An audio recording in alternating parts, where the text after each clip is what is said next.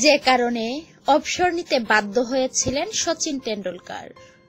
ক্রিকেটের মহানায়ক তিনি, বলা হয়ে থাকে একালের ব্র্যাডম্যান, ক্রিকেট ইতিহাসের সর্বোচ্চ ব্যাটসম্যান হিসেবে বিশ্বব্যাপী স্বীকৃত।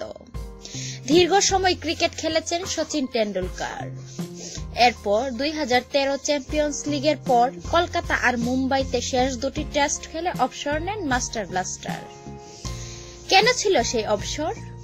বয়সের স্বাভাবিক নিয়মে নাকি অন্য কোনো কারণ? অবসর নেওয়ার 4 বছর পর সোশ্যাল মিডিয়ায় ফাঁস করলেন ক্রিকেট ঈশ্বর। সচিন লিখেছেন, সময়টা ছিল 2013 সালের অক্টোবর। দিল্লিতে চ্যাম্পিয়ন্স লিগের ম্যাচ চলছিল। আমার সকালটা কাটে জিমে।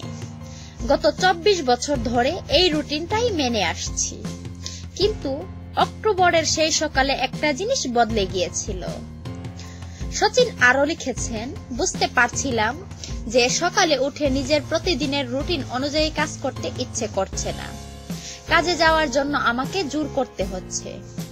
জানতাম জিম করাটা আমার ক্রিকেটের একটা গুরুত্বপূর্ণ অংশ, কিন্তু তবু কেন একটা অনিচ্ছা চেপে ধরল সেদিন। তখনই মনে হয় যে তাহলে আমার থামার সময় হয়েছে। প্রিয় খেলাটাকে এবার হয়তো প্রতিদিনের রুটিন থেকে বাদ দেওয়ার সময় এসে গেছে। শরীর সেদিন বিদ্রোহ করাতেই অবসরের সিদ্ধান্ত নেন সচিন। যদিও এর আগে থেকেই মিডিয়ায় তার অবসর নিয়ে আলোচনা সমালোচনা শুরু হয়েছিল, কিন্তু কোনো কালেই এসব সমালোচনার ধার ধারেননি সচিন। শেষ পর্যন্ত বীরের মতোই কোটি কোটি ভক্তের ভালোবাসায় সিক্ত হয়ে ক্রিকেটকে বিদায় জানিয়েছিলেন এই জীবন্ত কিংবদন্তি।